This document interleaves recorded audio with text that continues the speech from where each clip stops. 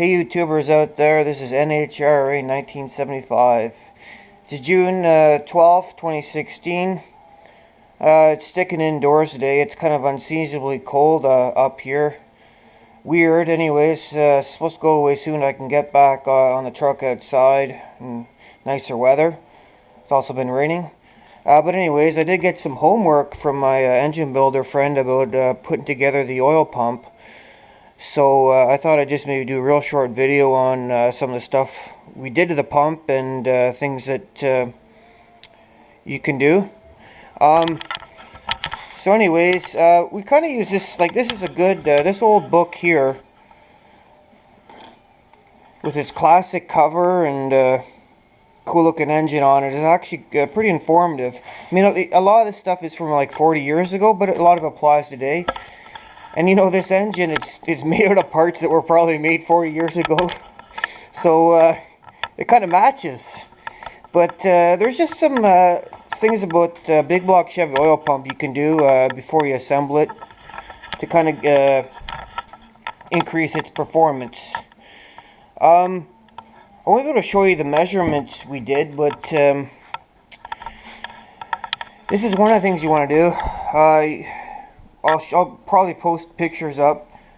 You just want to check the clearance in between the gears and the body itself, and you use a piece of glass and some sandpaper to reduce it. Hopefully you're able to reduce it, because I don't think you can do too much to increase it. But we did do this measurement at my friend's house. You need that specific tool. We did deburr the gears, so those are deburred. Next up, you want to make sure that your pickup is welded. And in one of my earlier videos, I mentioned I had a friend had to weld a bracket on, an additional bracket to hold it down even better. So my friend there, Richard Jones, put that one on. That guy was actually a champion. He won, I think it was stock back in '71 in Indianapolis. So he actually has a Wally up in his garage. It's kind of cool. So he drove all the way down there.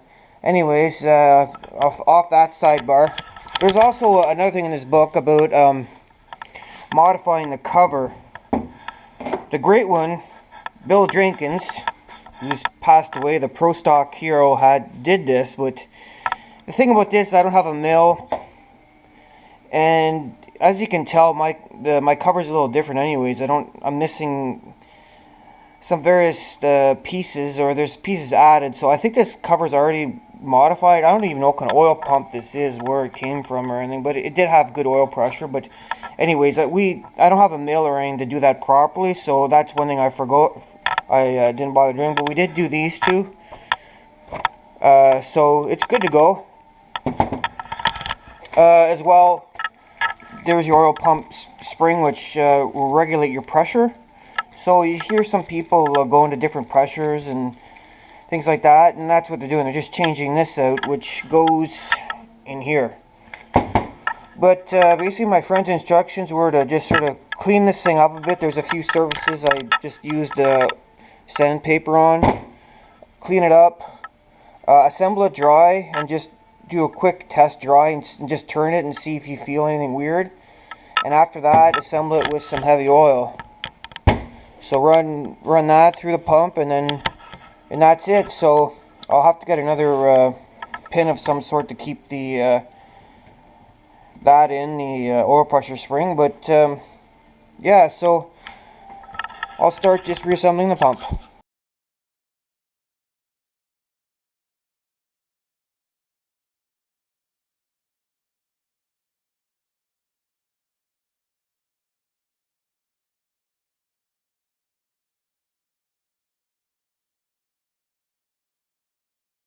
Okay, alright, pump is dry. Let's do a little test and see.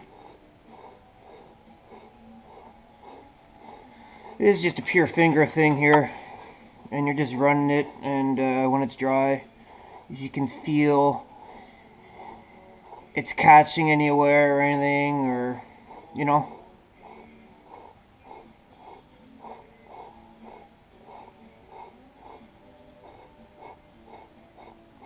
Feels pretty good to me. I can't feel anything that's catching it. Feels like it's running smooth.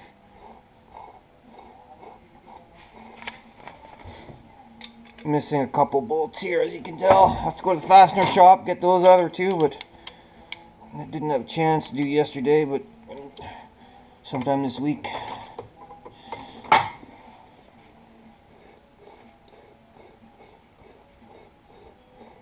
I really can't feel anything in there that's causing concern.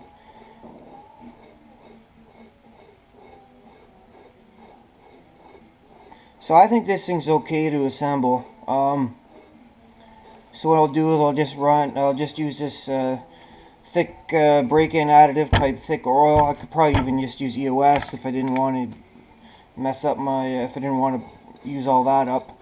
Have lots of EOS left. I might just use that. That stands for engine oil supplement. Hey, I'm actually just gonna think I'll use some of this engine oil supplement. I got like 4 or 5 of these downstairs. I bought these a while ago too. Like, I'd say like 4 or 5 years ago at least. I had a friend who worked at a GM dealership and got it for a good price. But this stuff too, this might be the stuff, the older stuff, that's even better than what they replaced it with. I know up in Canada, maybe they never even replaced the engine oil supplement, in terms of that they did change it in the States due to environmental concerns or something. So maybe up here this is like the good stuff, you know. So I'll assemble the pump using this, because I'd rather save this for the actual engine break-in. This is pretty much doing the same thing. One of my other videos I used this in the Grand Am and push for the push rods when I was redoing the head gaskets. So it's good stuff, you know. Like as I said, I don't know what the formula is today of it, if they've changed it so it's not as effective, but this might be the good stuff. So anyways, I'll assemble this thing using this stuff.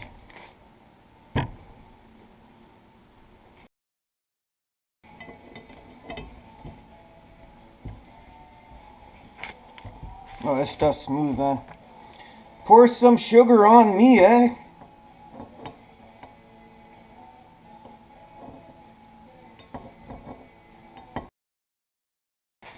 Just doing some final cleaning here as well with some brake parts cleaner there.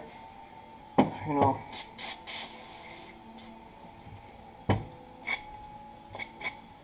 Blow some compressed air through it too here.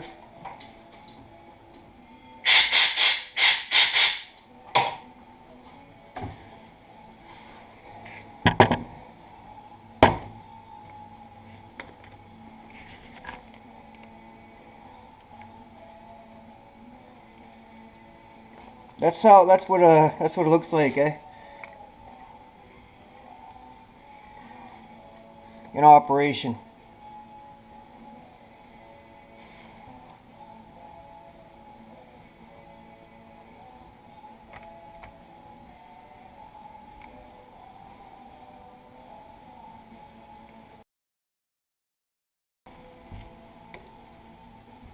I'll do a final torque on these. I'll get some specifications. I have the 3/8 torque wrench, so you know I won't overdo it here, because everyone's got their own finger tight torque depending how big you are. If you're the strongest man in the world, I'm sure your torque's a little higher.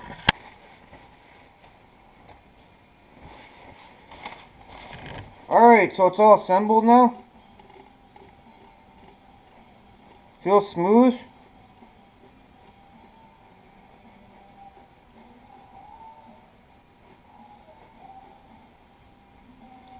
So all that's really left is to put the spring in. But I do need that new piece that goes, the keeper that goes in there. Alright, there is just, hopefully that's helped someone out there, just explain some of the oil pump things to do. Talk to you later.